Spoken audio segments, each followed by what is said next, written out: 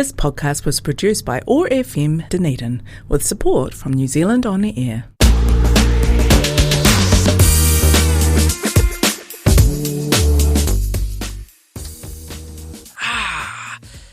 It's a postal vote. How does that work? How do you vote? Oh my God, I didn't register by the 1st of August. What am I going to do? Special votes, how do they work? I'm registered, but my papers haven't arrived yet. Did I miss out? What do I do? I just realised how many candidates there are. How am I going to choose? I'm in a community board area, I think. Actually, I'm not sure, but I don't even know what community boards do, let alone who any of these people are. Help! I'm Dr. Barb with the Otago Institute for Arts and Sciences, the Otago branch of the Royal Society NZ Te Aoparangi. In this episode, we are catching up with DCC CEO Sandy Graham, and we have got all the answers for you. We're here to help. We've got it covered. In this OI special, we provide information, context, background on the range of issues. We ask the experts on local politics, the experts on the issues relevant to you, the voting public of Dunedin and the wider Otago, and the voices of the candidates themselves through our DCC candidates. I guess it's a forum, series of podcasts. Anyway, kia ora, I'm Dr. Barb. And kia ora, Sandy. Welcome back to the Local Election 25. Kia ora, thank you. I am so happy to have you back in the studio, Sandy, and thank you. This is valuable time, and we really, really appreciate it. Important issues. Only happy to free some time for it. Oh, and wow, we are in full swing now. All the nominations are in. They've all closed. It was touch and go there for a bit, whether we'd get enough folks standing in each of the community boards. But in the end, we just flew in. Oh, I don't ever think it was touch and go. Oh, was it not? Oh. No, I think historically there's always been a flurry of last-minute nominations. I think we were true to form this year. Yeah, and to be fair, I do say that to everyone. It's Dunedin. We are a last-minute populace. So just, there's a lot of students around. There's a lot of academics around. There's a lot of people who interact with students and academics, and we've just all kind of got it in our heads that we'll, do it. But we'll do it by the deadline. Yep, the deadline's the deadline. The deadline's the deadline, absolutely. But I do know that there was a lot of work in the background and a lot of conversations happening across all our communities to ensure that there was a good slew of candidates for people to choose from. And big shout out there for the electoral officer and all of their group and the team there that's put that all together, because that's a huge amount of work. Absolutely. A total shout out to the team, especially the locally based team led by Robin Dillon. Yeah. They've done a fantastic job with the new online portal and all the technology issues they had to grapple with to get everything done and dusted and across the line and have the full list up by about 7 o'clock on Friday night. Was great. Yeah, no, it's amazing. And really a lot of work, and a lot of it just, really careful work as well. Getting all those dots in the right place and email addresses. Oh, my goodness. And handwriting. Ooh. Oh, look, indeed. And I think some of the candidates didn't make it as easy as they might have for the election staff, but they battled through that and they've got there. As the troopers they are. Yep. Hey, it's a postal vote this time, and that means it's different to the general elections. Yep, but it's always been a postal vote for local elections. It has, that's true. So, it's always, you just got to remember that it's a local election, not a general election. Quite right. Yeah. Yep. And all it means is you get your papers in the mail, right? Yep, you get the papers in the mail and you have to return them either in the mail or by dropping them at one of the many helpfully located bins that we'll have around the city. Yes, now, and Robin tells me they're all bright orange. They are. And there will be even more this time around. Yep. She said there's like 26 of them, and they're going to be spread all around the city. Absolutely they are. They'll be really obvious where they are. There's some in libraries, supermarkets, and of course in the plaza, in the DCC building there itself. And in all the outlying areas of the city as well, just to make it as easy as we can for people to get their votes in and get them counted, because the trick is, of course, that the postal system is different than when I was certainly a young one. Absolutely. And so just in order to try and help with that part of the process, get your votes in, put them in the post if you can for the first couple of weeks, but after that the bins should be your first point of call. Yeah, so Robin sort of suggested if you don't get it in the mail by about the 7th of October, then definitely go for an orange bin or just straight there into the plaza at the DCC, and there'll be lots of bins and lots of people there that'll help you out. And she actually said that they are going to have a couple of nights, late nights at the plaza there, just in case, people are working and right near the end there when it gets tight, just so that, their job, and they really are great at it, is to try and make sure sure as many people can vote who want to vote. Absolutely. So the first part of the campaign was to get as many nominations in as we could for candidates. Absolutely. So job done, right? Job done, yeah. Job done really well. So now the next bit is to make sure that people understand what they need to do in order to be enrolled to vote, Right. and then understand how to vote. Absolutely. Not who to vote for, that's entirely That's for their them, choice, yep. for them, but in terms of the process, because as you said, while we do postal voting here compared to the main election, the general election, we also use STV, which is a Right. different system than we use for the general election as well. And I would say a much better system. And anyone who's a little bit worried about that, if you rate them, rank them. That's all you need to remember. Mm-hmm. We have got a separate episode Yep. with Prof. Janine Hayward Yep. where we delve into STV and how it all works. But basically, you just rank them 1, 2, 3 as far down or up the line as you like, Mm-hmm. and just keep ranking until you don't know who the person is, or you don't rank them, or you don't rate them. Yep. Okay, so just preference there, put the one that you want to be representing you the most, give them number one. Yeah, because that's the clue, STV, single Transferable vote. So essentially we all get a vote that we can number, and then it will transfer potentially or not. But your number one is all important. Yep. So really go for that number one, give it to the person that you most want. But the thing about STV is that transferable bit Yep. means that your vote is never going to be wasted. So you don't have to be strategic about how you're voting, whether you think they'll get in or not. You just vote for the person that you really want to get in. Give them your number one. Yeah, and then you number down, as you say, as far as you want to rank Yeah. people. You don't have to rank everyone, just rank as far as you want to. Yep. That is true. And this year it'll be helped because our colleagues at the ORC are also using STV. Yes. So the voting paper will just have a single method on it. Yeah, which is fabulous. It's Yeah. really, really good to have just the one method for both the ORC and the DCC. And, of course, the community boards are the same as well. Absolutely. Yeah. And that is a huge help, I think, because it is very confusing when there's a mixture of methods on the same voting papers. And, of course, the ORC and the DCC papers are all on the same form. And you get a booklet with it that gives you a photo and I think 120 words. 150? 150 there. I'm Yeah. shortchanging them by 30 words. Yes, indeed. Carefully counted words as well. Yeah, so they 150. And I think this year Robin said that they're doing little videos for the Yes, they DCC are. candidates. Yes, so we're offering that. Robin sent out the invite to candidates this morning. Yeah. So they're all getting an opportunity to do a standard length video. I think it's 90 seconds or something. It's I'm quite not short. sure. I can't It's remember. quite short. It's either 60 or 90 seconds. Yep. It's quite short, but they've got 3 standard questions. Mm-hmm. And different from our podcast, they get the questions in advance. Yep. So they've got those 3 questions. They go in there, and that'll give people a good look at who the candidates are, Yes, I think. and then all the candidates who choose to take part in that, all of those videos will be posted on our website for Fantastic. members of the community to have a look at, because that will help. Because, I acknowledge it can be a little bit overwhelming when you've got as many candidates as we do. It's true. There are 56 candidates standing for council and I think Indeed. 16 for mayor. Okay, that was my understanding as well. Yeah. And then the boards as well, the community boards, Yeah. have upwards of 10 or 12 on some of the boards. Yeah, but I think the boards aren't doing the little videos, are they? No, I think the that's, boards that's aren't. just mayor and councillor. Yeah. We had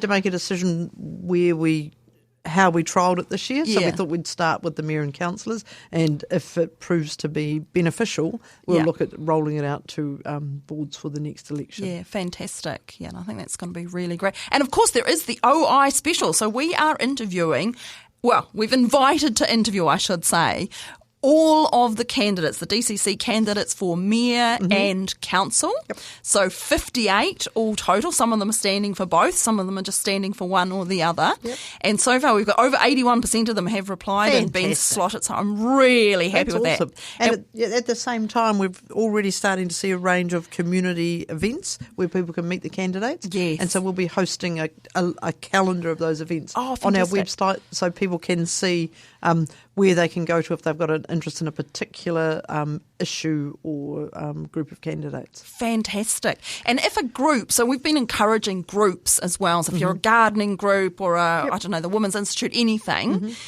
if you want to host a Meet the Candidates event, how do you get that on that list? You just contact the council staff. So go through the governance manager at the DCC or just through Robin, and she'll make sure it gets to the right people. I think at the minute they're just building it now. I think there are 10 events already. Oh, fantastic.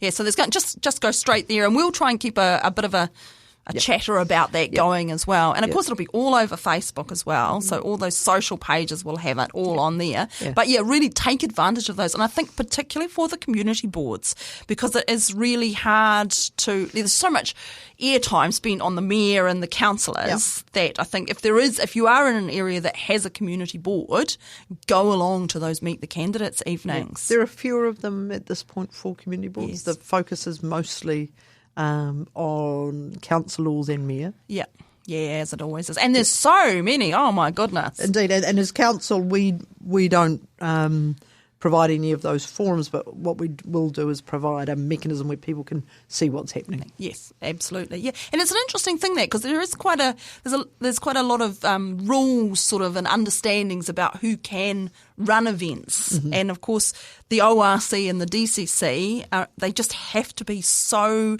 apolitical and so off to the side that your job is really to ensure that people have access to the information. Yep. They know where to find it, and they know how to vote, they know where to vote, and to encourage people to stand for the positions and to encourage them to go along and vote. Indeed. So we've got the stand campaign we had that Harriet Moyer led for us as encouraging candidacy is about to launch. We've got a vote, encouraging people to vote campaign the same vein. Oh, excellent. Yeah. And that's really important, because it's all, we've been going on about people register, and it's all very well to be registered, but if you don't then follow through and vote,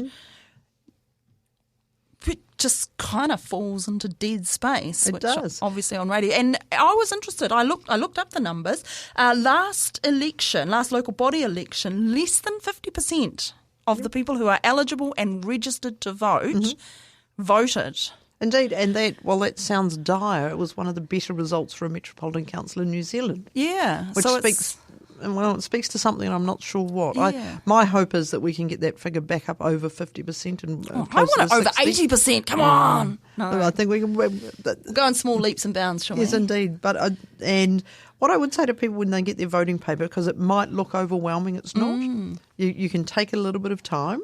Yeah, and you should get that. So the voting papers, they sort of should start coming to people on the 9th of September. Correct. So that's when voting officially opens, and it runs all the way till 12 noon on the 11th of October. And it is absolutely 12 on the dot. Indeed. 12:01 is too late. You can't put your paper anywhere. No, you can't. But you have got quite a lot of time. That's almost a month. Yep.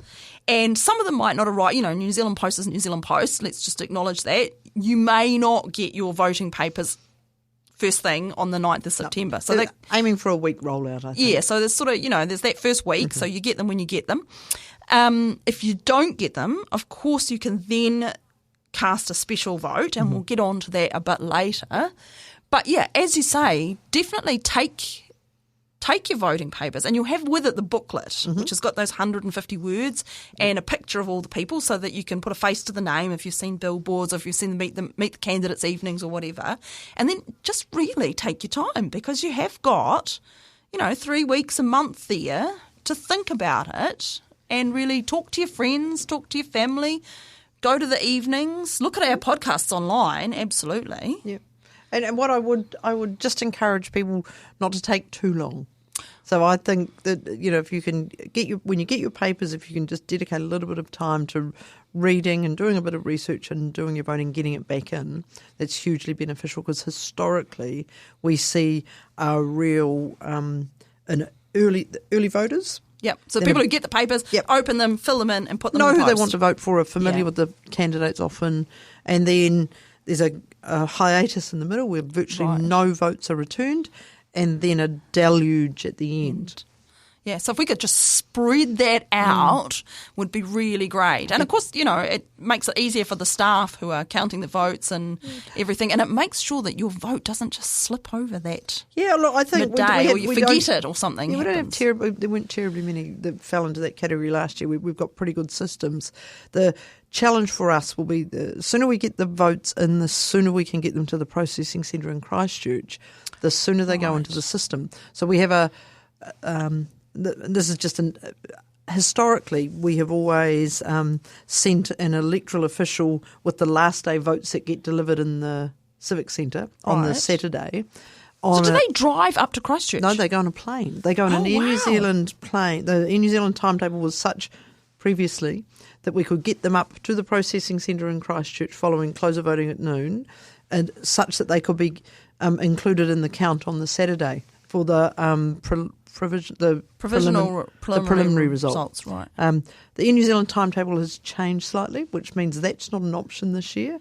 So we are just about to hire a small plane to fly the last day votes up, because we are anticipating a volume such that with STV, the last day votes may be determinative of the outcome because of how STV works. Because of how it works, absolutely. And so we're wanting to be in a position where we can let both the community, but importantly the candidates, know as best we can on Saturday where things are, because otherwise it may be Sunday before we're in a position to provide anything definitive. Yeah, how crazy is that? I thought they were counted here in Dunedin. No, they're not. They go to Christchurch. I've been to the processing centre up there years ago when I wore a slightly different hat.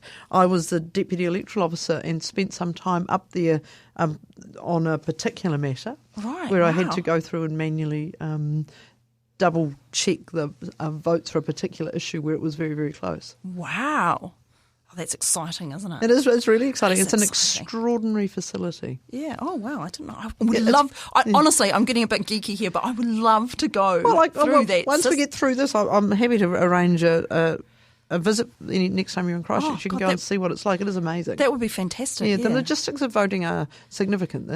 Our electoral officer, Elections NZ, do elections for more than half the local authorities. I looked them up online, and of course Robin is the deputy, so she's right here in Dunedin on site. But then the electoral officer is Anthony Morton, and he's also doing the ORC and there was a whole heap of places. 38 other councils, give or take. Yeah, no, it's interesting. And there was kind of a bit of a discussion I saw on Facebook about, who is it that counts? Honestly, there's just no room for conspiracy theories there, eh? It's absolutely. Well, there's always room for them, but they just have no validity. This is a scrupulously managed process. Anthony is fearlessly independent and is a very experienced electoral officer. Yeah. We choose as a council to have a local deputy so that there is a physical person for candidates to engage with, and it gives that really clear local connection. Yeah, and of course it means that you've got really timely advice as well. Absolutely. Because they're right there on the spot and, they know. Yeah, but Anthony is a fantastic resource and ultimately he is responsible for delivering the election. And I imagine that they're going backwards and forwards all the time. So it's really amazing. Now, I did talk to Robin a bit about these special votes because I had a lot of people have been talking about special votes, and I know there was a big rush of people trying to register before the 1st I was one of them. Before the 1st of October. 1st of August, really? Yeah, I know somehow, I don't know how it happened. Well, I do know how it happened. I had shifted and then I went online to try and update my dates. Yeah. But I was doing it offshore and somehow that the system must have realised, and so it paused my thing. At which point I didn't get back to it because I didn't. And then I went to check and I wasn't on at all. So I was a last minute, but I'm on. You're on now. Excellent. So just a note to everyone, make sure you check. So don't assume first and foremost that you're on the roll if you. Yes. Yeah. So everybody everybody who's on the roll should have got sent like a check letter in the mail to say, are these your actual details and are they still correct? Yep. Now, if you didn't get that letter, the answer is no. So you have to go online because it's been sent somewhere else or it's not been sent. Yes. And then if you've got one, I got one at home because I've just been in the same house for several elections now. And then you don't have to do anything. That's right. That's fine. You just check it. If it's fine, that's fine. Throw it in the fire. But easy as pie to check online. Yeah, so just go into the elections. Vote.nz. Yep, go in there, whack in your deets, and it will show you if you're enrolled in. If you're not, then you've got until about the day before voting closes. So I checked this with Robin yesterday. Yeah. So you can still go online and register. So it's not that registering closes on the 1st of August. Yeah. It's just that you might not be on the physical roll. Indeed. So you might not get your papers mailed to your current address. Correct. So you may have to cast a special vote, but it doesn't mean that you're not on the roll. And you can enrol right up till, I think she said, midnight on the 10th of October. Correct. So that's the day before the election, basically. Yep. So do still register. And then, of course, once you're registered, you're registered. So you're registered for the next general election and then the following local elections all the way through. And I would encourage people to do that. Like I had this discussion with my 18-year-old about being enrolled, and he's not, but he's working.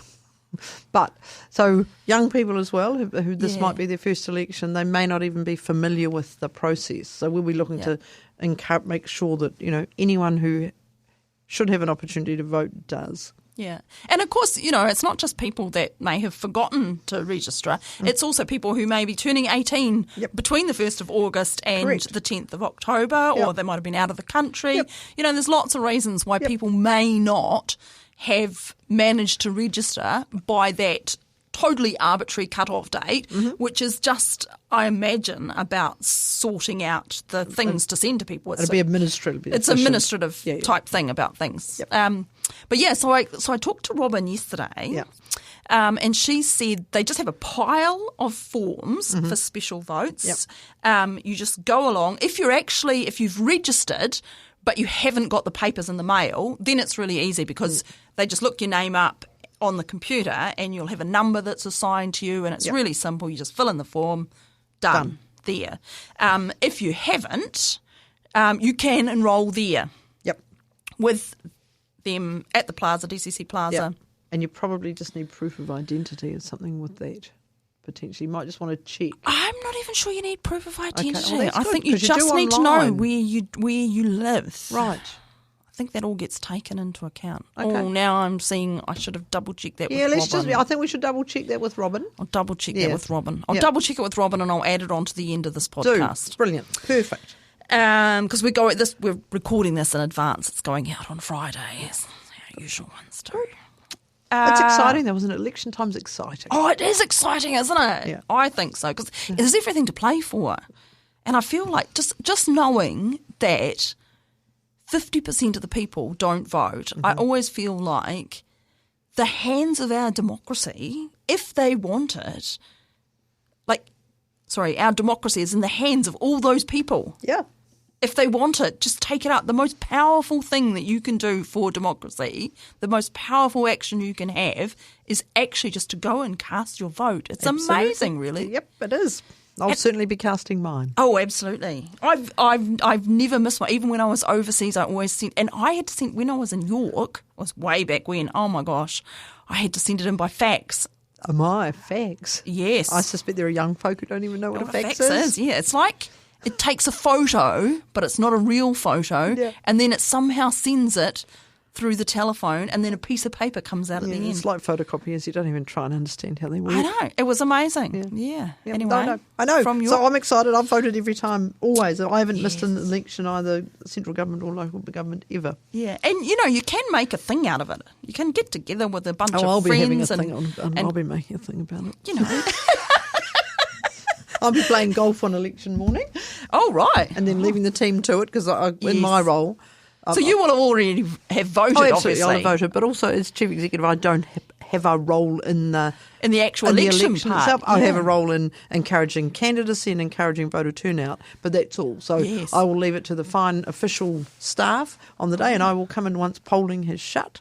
Right. And then wait with them to see what the citizens of the city have delivered. Yeah. No, it'll be exciting. And we will have at least one new councillor. We will. Because David Benson Pope, after a long, long tenure in politics, has retired. He has. And well-deserved as well. I think he's turned 75 this year. Absolutely. An outstanding career of service, a very distinguished politician. Yeah, no. So that's definitely, there's going to be some change there. And, the same with many of the community boards. A lot of community boards will see a fair amount of change. There. Yeah, I've been quietly I'm in the process. I've got a call to give you, ringing round the members who are stepping down, just thanking them for their service. Yeah. Oh, that's quite a big job, I guess, as well, isn't it? Well, it's just a nice thing to do. Some of those folk I've worked with, because my career started in governance. But I've worked with most of them for, some like Scott Weatherall, for example, the entire time I've been at council. Wow, yeah. And I guess there's some of those community board members, not just the ones stepping down, but some of them that are still on the community boards that have really been there for a long time, and Absolutely. they really do serve the community They in do. that way. So, community boards are, a unique construction of local government. Yeah, and I wondered if maybe we could talk about community boards for a little Sure. bit. Because they are. I mean, it's a bit historical where they are and where they aren't. Yeah, so there are 6 community boards. Indeed. There were 5 initially. Oh, were there? Yeah. What's the 6th one? The 6th one is the Peninsula. Oh, right. Otago Peninsula. Yeah, so we were a slight history lesson. Yeah, With no, amalgamation in 1989, the boards came across that mirrored in large part the previous borough councils.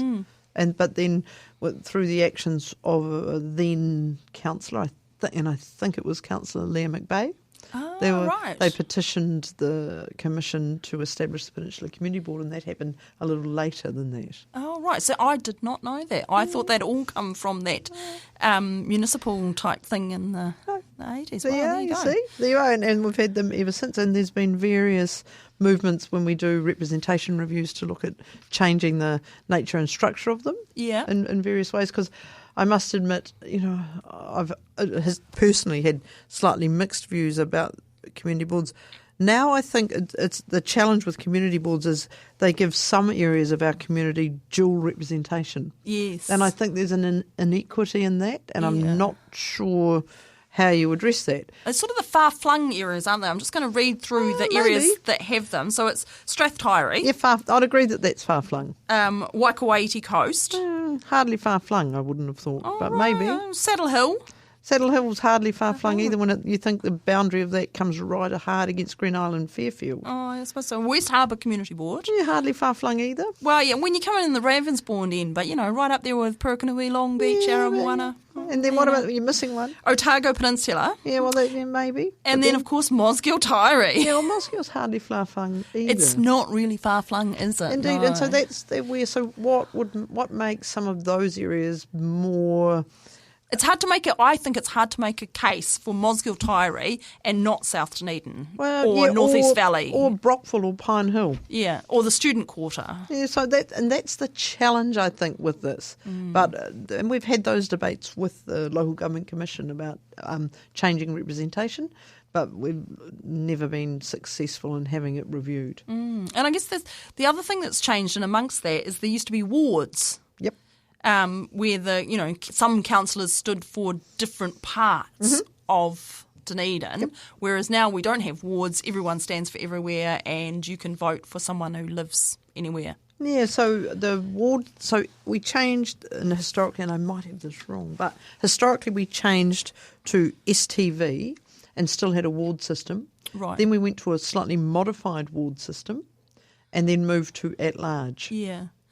And I kind of think at large, for me, I think it's a good system. With STV it is. Yeah, with STV, with STV is. because I think it means that you can still, I think the way the quota sort of system works is if you get and the proportion of voters, I think if you get somewhere in the range of 6,000-7,000 voters, then you can get a seat on council. And don't quote me on those numbers. No, but I think it's a bit high. Is it maybe like 17,000?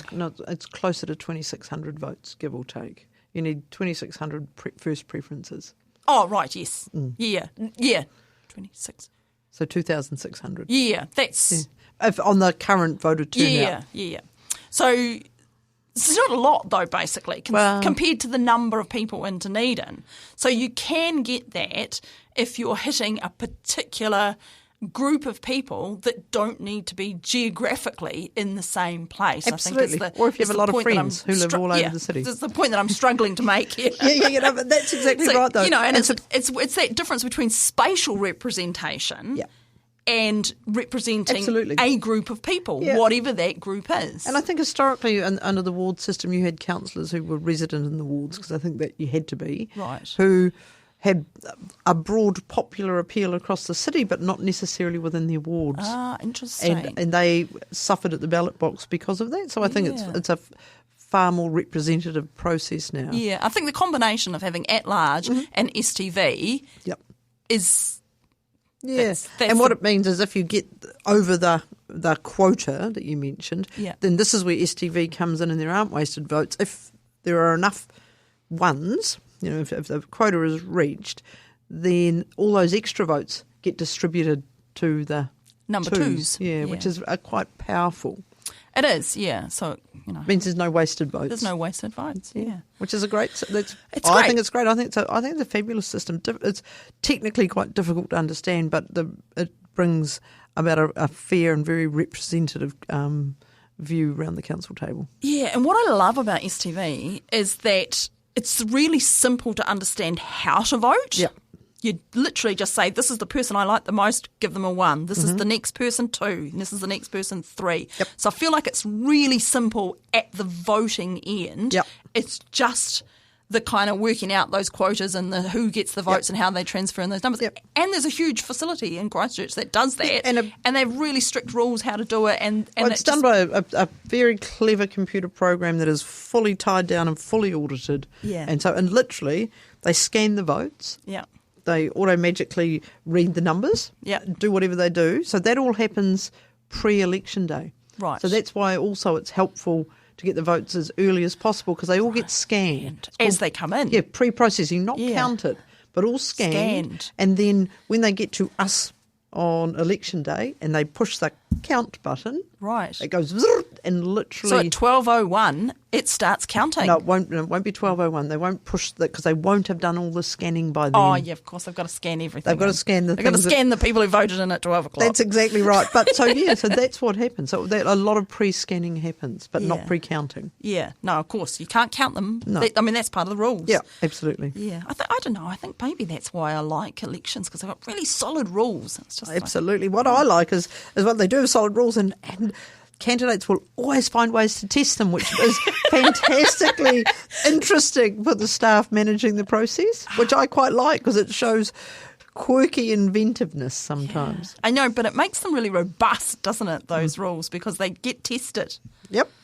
That's how we get robust rules. Hey, I'm just going to run through the questions. ORC. No, I'm just going to run through the ORC candidate numbers, because that's also changed this year. And I know you're not ORC, but I thought I'd just slip it in there and just go that there are now 5 vacancies in the Dunedin ward for the Otago Regional which Council. is disappointing. I think so as well. Yes, We used to have 6, and Indeed. they changed it to 5 to try and keep that kind of balance of representation around. But I think it's kind of a marginal gain, and I think they probably... Anyway, that's my opinion. And the city council, they submitted against that change and suggested some alternatives, which would have and the councillors' views maintained the outcome that the ORC was seeking, while still keeping 6 councillors for Dunedin. Yeah. I submitted similarly, I suspect, on that consultation. Anyway, this is what we've got, and there are 10 candidates standing at the last count. I think it was the final one, for the 5 vacancies. Yes. There are 2 vacancies for Molyneux, 1 for Moraki, and 4 for Dunstan now. So, yeah, that is a big change, really, in our representation there on the Otago Regional Council. So really, really do, when you get those voting papers, make sure that you really do look at them and vote for the ORC candidates as well. And depending which part of the city you live in, you might end up having a different looking voting paper. That is true, because some of them actually fall into... Indeed. So Middlemarch, for example, Middlemarch folk are in Molyneux, I think. That's right. Is it Molyneux? Yes. Or Dunstan? Molyneux, Yeah. I think. Yeah. Oh, sorry. Yeah. My geography of those boundaries has gone straight out Indeed, of my but head. it does mean that not everyone's voting paper looks the same, and I think that's Absolutely. important. So if you're talking to your mates and you're yarning about it, unless you live in the very same areas, voting papers will be different. Yeah, for the ORC. And of course, some people are in community boards and not in community board areas. So, you could so mine won't have a community board in it because I don't live in a community board area, but yours might. Yes, no, mine definitely does with West Harbour Community. Yeah. And so they will be different. Yeah. So that's, it's interesting, isn't it? But of course, the candidates for the DCC and the mayor, they're the same for everyone. They are the same for everybody. It's interesting. And quite a lot of candidates for Indeed, mayor this year. 16. 16, isn't that fantastic? It is kind of fantastic. It's hard to kind of get them all in one debate. I think that's Indeed, and it seems tricky and that thing. will be tricky for those people who are organising mayoral debates, and we'll see how they manage to do that. They have different ways of kind of doing it around the world. I don't know. We just sort of don't have polling of mayor and DCC candidate type things to help us with kind of putting threes and fours. I've had some. Yeah, polling's hard though, isn't it? Because unless you have a seriously flash piece of software, you can't mirror STV. So polling then becomes a very fraught thing. It is very fraught, and I don't actually agree with polling. I don't think it should be allowed. Years and years ago, the ODT ran a front page story about the then Mayor Peter Chin being miles ahead. They'd done a poll. Ran a front page story. Voting numbers at that time were great. We're going great guns. We're getting a heap of people. Votes basically stopped at that point. Oh my goodness! It was very interesting. Yeah. This predates me. I really think that polling and it has so much possibility to influence voting and voting habits, and it's really hard to get polls that are not self-selection, right? So if you're only saying, vote if you want to, which, anything that's on social media, it's almost certainly going to be self-selection. People say that they want to. So all those people who are indecisive or who are just not on that Facebook page, they're not going to vote that way. So it's very easy to get a sort of echo chamber answer. Yeah. And newspapers and TV, they're all the same, those things. So unless you've got like a specific polling organisation that does it, and then getting it representative of the population as a whole is really difficult. So the only polling that I really believe in is the polling that happens after the 11th of October. Indeed, quite right. The voting one. It's interesting, and I was talking to someone today about, because you mentioned social media, and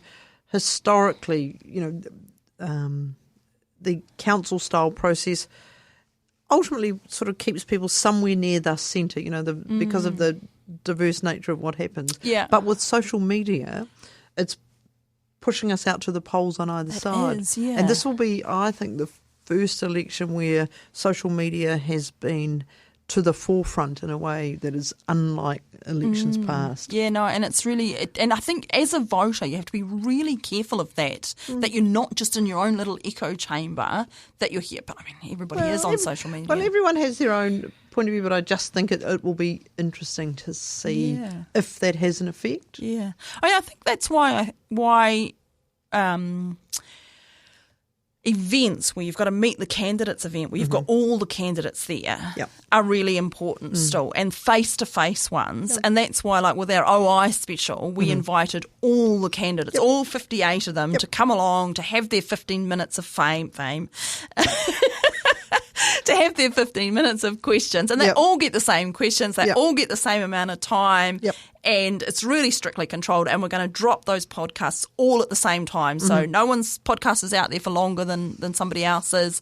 We'll get them out as early as we can, as soon as we've got everybody who wants to be interviewed. And, we've got over 80% of the candidates have said, yes, I'm coming in, and they've got a time, and it's all set up, ready to go. Same with our videos that we're doing for the candidates, for council and for the mayor. It's an opportunity open to everyone.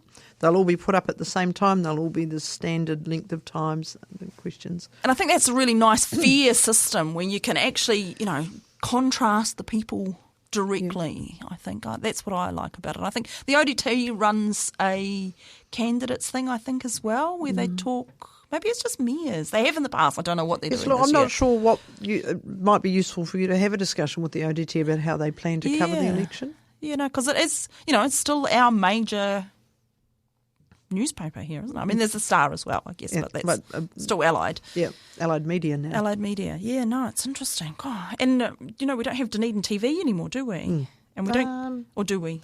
Well, I think look, I think there's a version of it. Yeah. Should be careful what I say live on air, shouldn't I?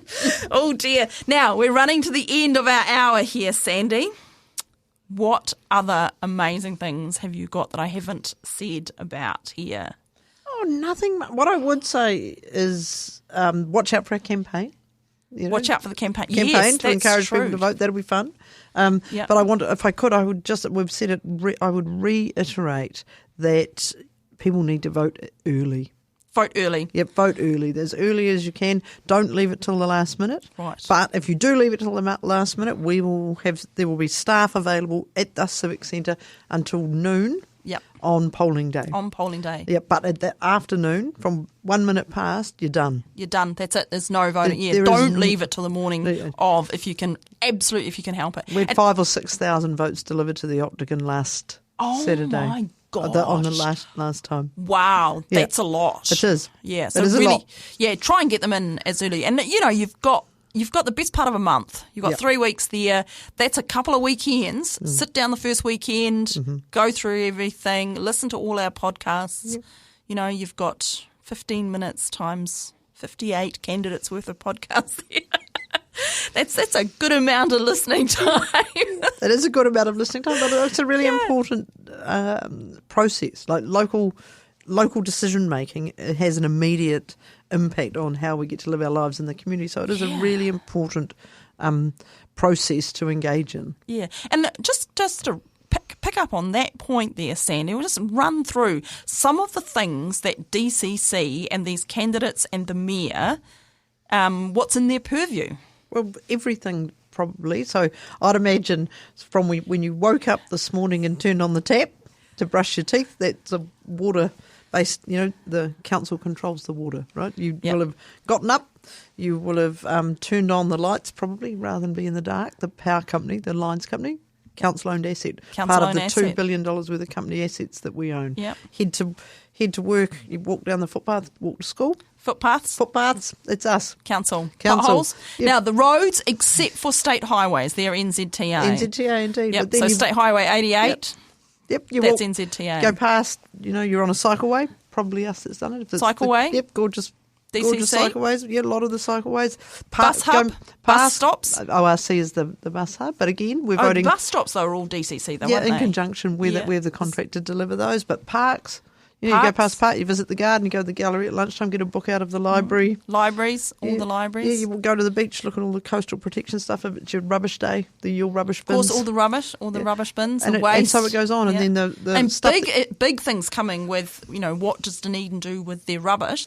But it's all of that. And then there's all the policy, the strategic, the vision setting, the facilities we own, the buildings we own. Yeah, and the look into the future, like the 10-year plan and, what we're doing about climate change. Carbon zero, the environment. All of that long-term planning. That's all under governance. That's strategic.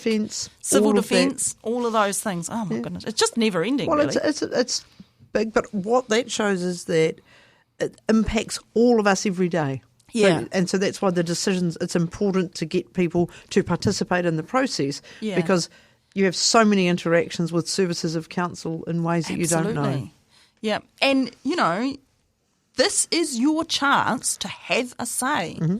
Vote. Use your vote. And I really, honestly, I have very little patience with people who don't vote and then complain. Oh, well, I'm not going to offer a view on that. What I would say is that I'm hopeful that there's been a good campaign to get people engaged in standing for the candidacy. Yep. I'm hopeful to see an equally solid campaign in encouraging people to vote. And that we see an increased voter turnout, because ultimately that's what you want, is good, solid citizen participation in democratic process. Absolutely. And that campaign, does that run right up to election day? I'll have to check. There are some rules, funnily enough, good Yes. robust rules about what you're allowed to do. I think it's maybe and I'm not sure, again, for local elections, but I know for the general election, you're not allowed to actually do anything on the day of election. So there won't be anything on the election day. And probably the message will change getting as we get to about that cut-off date of the 7th. Right. In terms of posting Go for those votes. orange boxes. Yeah, so we'll have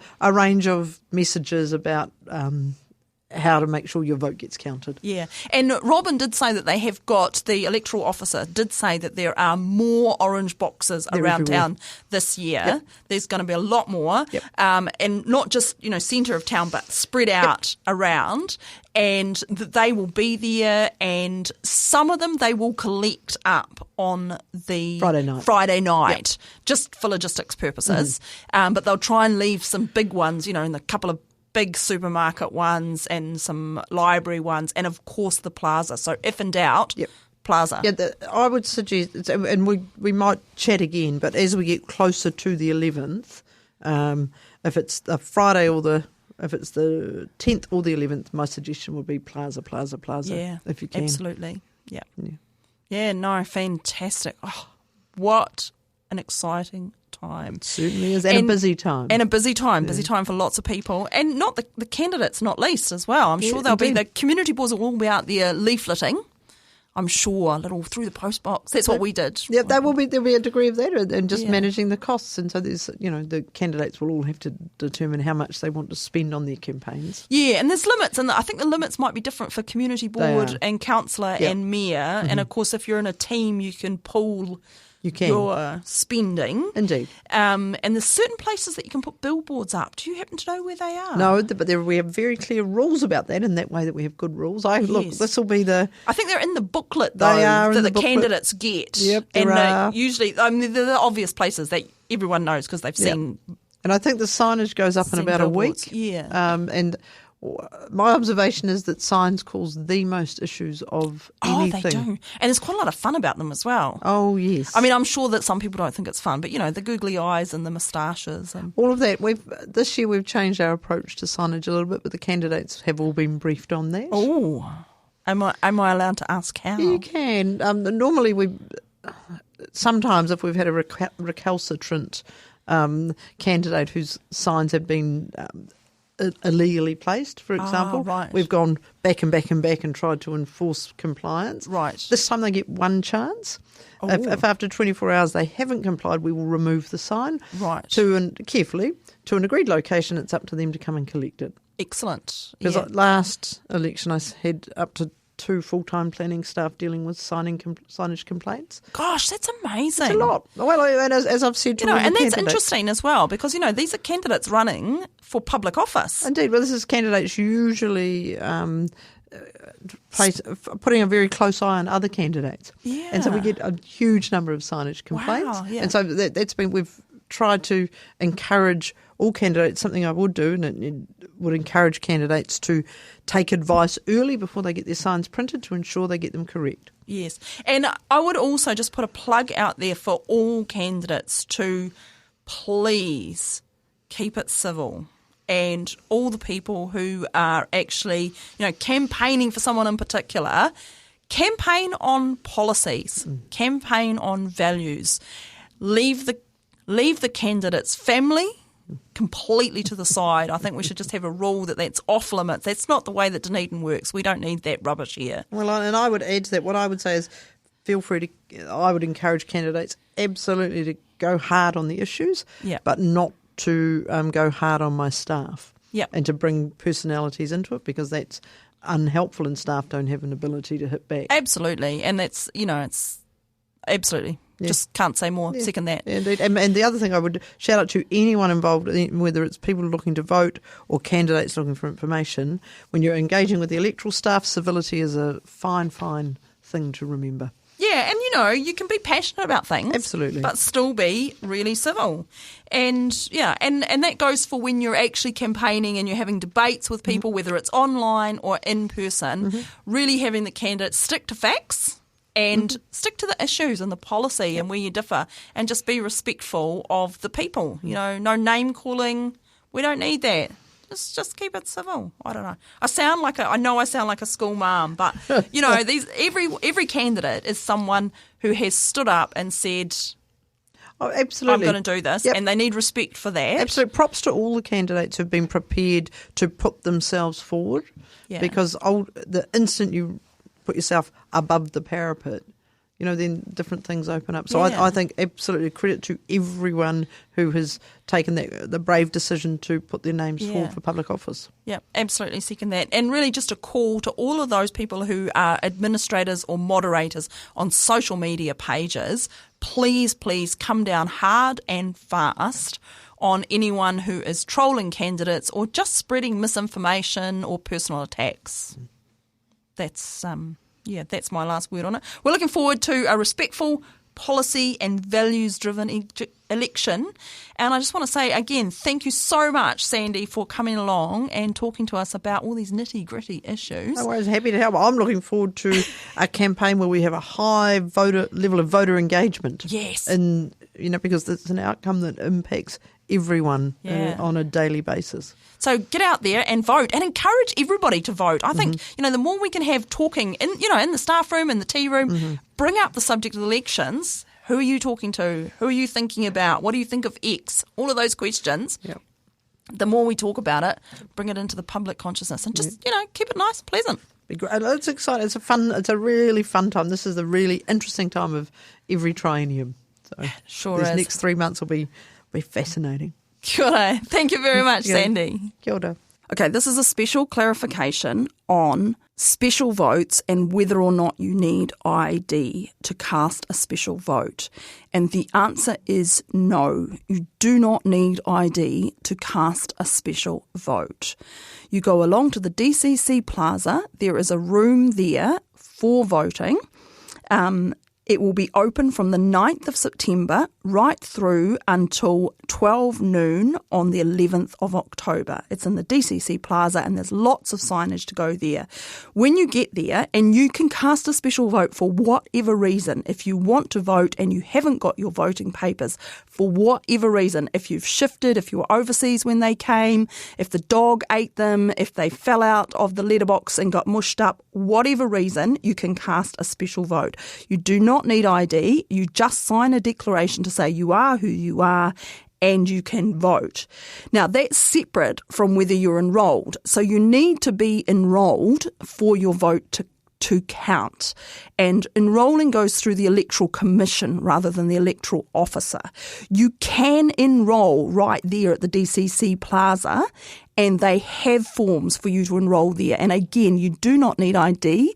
You will just sign a declaration because you are there on the spot. And you will sign a declaration to say, yes, I am who I am. I'm Joanna Bloggs and I live at X address, and then you will be enrolled there on the spot. You can also go online at vote.nz anytime. So you going online now and registering, it's not too late to register, and that will go onto the registry. It will go onto the enrolment roll, and it may be that gets through the system in time for that number to just be added to your special vote. You can also cast a special vote on the 9th of September at the plaza and then go home and go online and enrol, register there at that vote.nz. So the two processes are separate, but whenever you go into the DCC Plaza, and you can enrol right up until midnight on the 10th of October.